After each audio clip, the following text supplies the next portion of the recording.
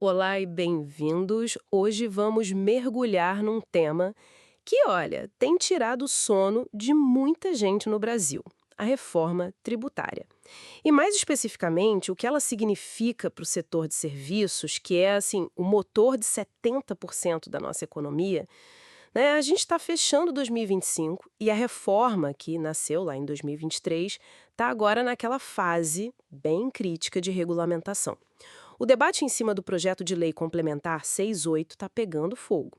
A grande promessa era simplificar esse caos tributário brasileiro, mas para o setor de serviços, a promessa parece que está virando um pesadelo. O que a gente quer fazer aqui é entender o que está acontecendo de verdade.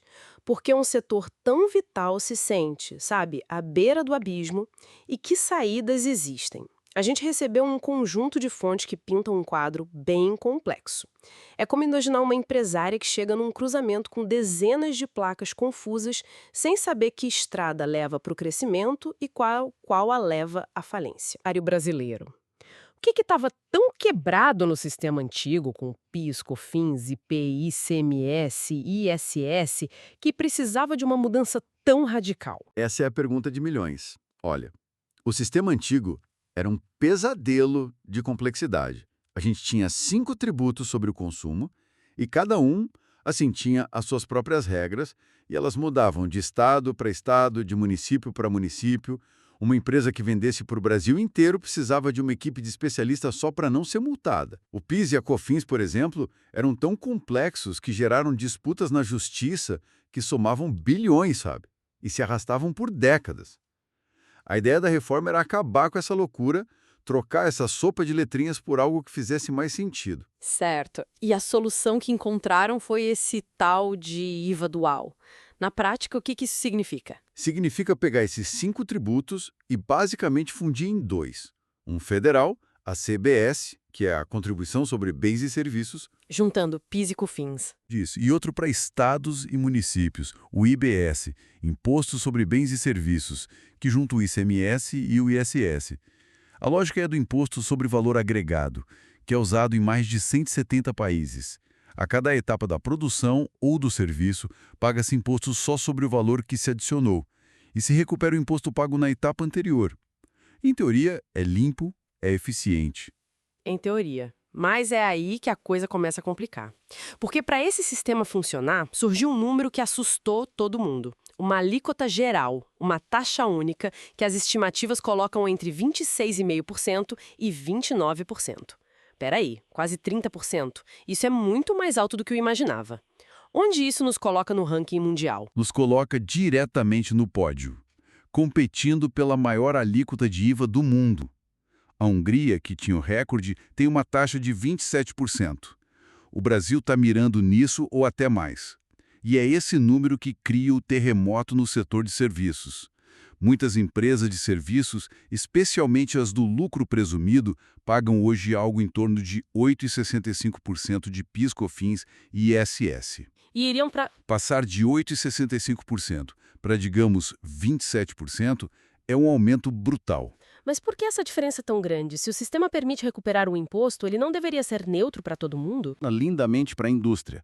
Uma fábrica de carros, por exemplo, compra aço, vidro, pneu, plástico, milhares de componentes. Em cada compra dessas, ela paga imposto, mas gera um crédito tributário. Quando vende o carro, ela usa essa montanha de créditos para abater o imposto final. Agora, pensa numa empresa de serviços, uma agência de publicidade ou uma firma de contabilidade. Qual o principal insumo dela? Pessoas, salários. O custo principal é a folha de pagamento. Exatamente. E salários não geram créditos tributários. Então, enquanto a fábrica tem um monte de crédito para usar, a empresa de serviços tem pouquíssimo. O imposto de 27% incide sobre quase toda a receita dela, porque o maior custo, a mão de obra, não é acreditável. É uma desvantagem estrutural, está no design do imposto. Se a mão de obra não gera crédito. Então, uma empresa de consultoria, por exemplo, fica numa desvantagem enorme em comparação com uma fábrica. Imagino que a reação a essa proposta não tenha sido nada amigável. Não amigável é um eufemismo. A reação foi de pânico existencial. As fontes que a gente tem mostram que a Confederação Nacional do Comércio, a CNC, já em 2019, quando as primeiras propostas saíram, fez as contas e alertou para um aumento de carga tributária que podia chegar a 280% para alguns negócios. 280%, isso soa quase real. O que isso significa na prática para um negócio? Significa a diferença entre existir e não existir. Um dos nossos artigos cita o Bruno Pilar, da CNC, que foi muito direto. Ele disse que com o aumento desses, algumas empresas provavelmente não vão sobreviver. Ele deu um exemplo que chocou muita gente, o das escolas particulares.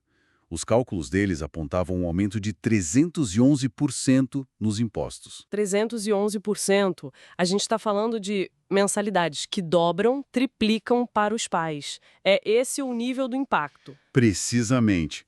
Ou isso, ou a escola opera com prejuízo até fechar. Não tem mágica. O Luigi Nesi, da Confederação Nacional de Serviços, usou uma expressão muito forte, que resume bem a sensação do setor. Ele disse que os serviços vão pagar a conta da reforma, enquanto a indústria, que gera muitos créditos, seria a grande beneficiada. E qual era a defesa do governo para uma mudança tão drástica? Eles com certeza tinham uma justificativa. Tinham sim, e era baseada no argumento de injustiça social. A lógica apresentada era que as famílias de menor renda gastam a maior parte do dinheiro em bens, comida, roupa, gás. Já as famílias mais ricas consomem mais serviços, viagens, restaurantes caros, consultores. Portanto, ao unificar a alíquota e torná-la mais alta para os serviços, se estaria, em tese, fazendo com que os mais ricos pagassem proporcionalmente mais impostos, deixando o sistema mais progressivo. Mas esse argumento da justiça social não é um pouco simplista. Muitos serviços essenciais, como um contador para uma pequena empresa, um mecânico para o carro da família, ou mesmo a escola particular para a classe média, não são consumidos só pelos mais ricos. Não tem um risco aí de penalizar brutalmente a classe média e os pequenos negócios com essa lógica? Esse foi exatamente o contra-argumento do setor. Eles defenderam que essa visão é redutora. A cadeia de serviços é vasta e permeia toda a sociedade, né? Aumentar o custo de um serviço de transporte de carga, por exemplo, encarece o produto final no supermercado, afeta todo mundo. O debate mostrou que a linha entre consumo de rico e consumo de pobre é bem mais tênue do que a teoria inicial sugeria. Ok, então temos um impasse. De um lado, o governo com os argumentos da simplificação e da justiça social. Do outro, um setor inteiro dizendo que não sobrevive. Como é que se sai disso? Alguém teve de ceder. Sim, e foi aí que começaram as negociações intensas nos bastidores do Congresso. O setor de serviços se organizou e apresentou uma contraproposta. Em vez daquela alíquota única de 25% ou 27%, eles propuseram um sistema com 3 faixas diferentes, tentando assim espelhar as cargas tributárias que já existiam, mas dentro da nova lógica. E como seriam essas faixas? A proposta era bem pensada. A primeira faixa, de 6%, seria para empresas no regime cumulativo, lucro presumido, que hoje pagam 3,65% de PIS/COFINS.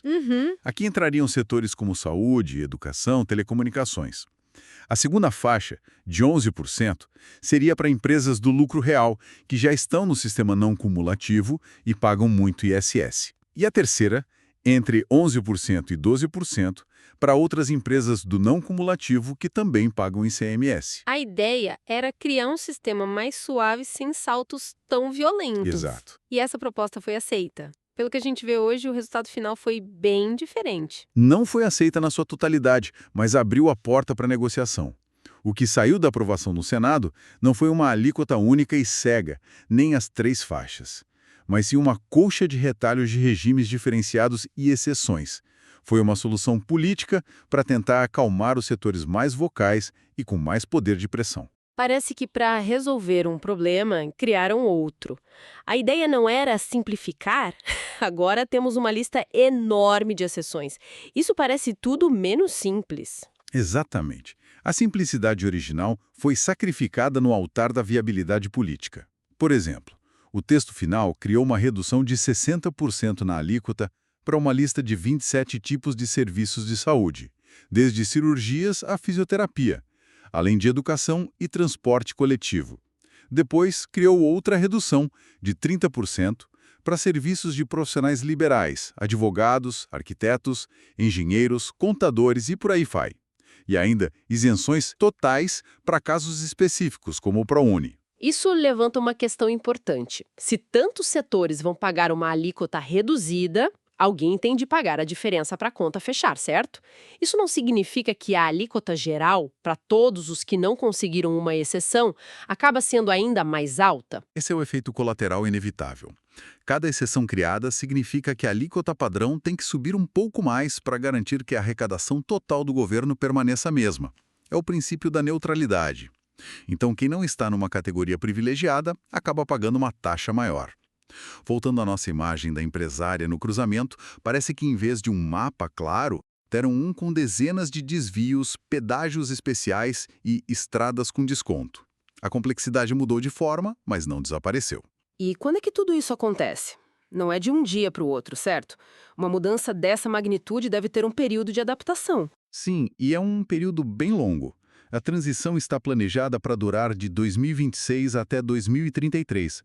É quase uma década para o sistema antigo desaparecer por completo e o novo entrar em vigor.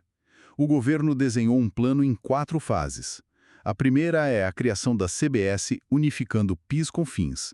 A segunda transforma o IPI, que hoje incide sobre produtos industrializados, num imposto do pecado, um imposto seletivo sobre coisas como cigarro, bebida alcoólica. Certo. A terceira fase mexe no imposto de renda. E a quarta?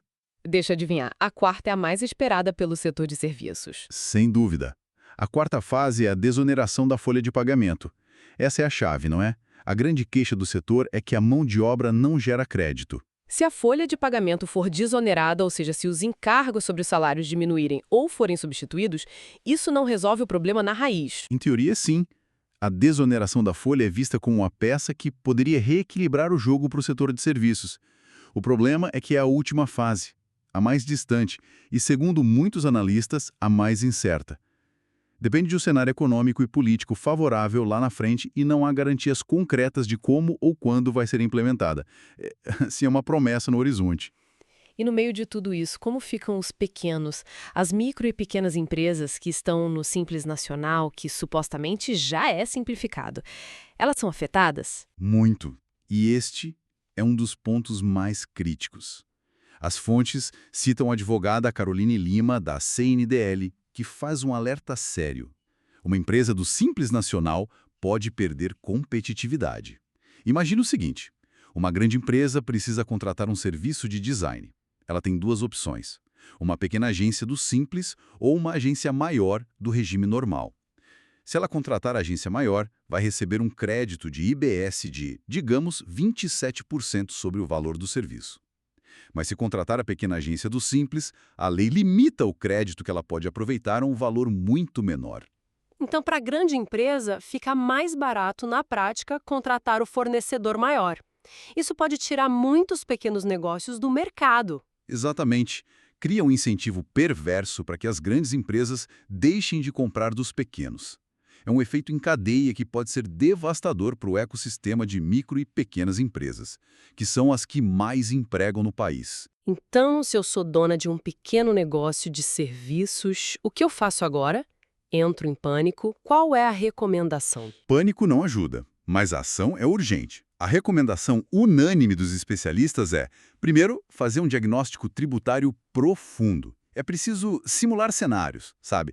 Colocar na ponta do lápis qual vai ser o impacto real da alíquota cheia e das possíveis exceções no seu negócio. Segundo, com base nisso, reavaliar toda a estratégia de preços e a cadeia de fornecedores. Talvez um serviço tenha de ficar mais caro. Talvez seja preciso mudar de fornecedor. Terceiro, adaptar sistemas internos, software de faturamento, contabilidade. E por último, e talvez o mais importante, é ficar muito mais atento para não ter problemas com o fisco.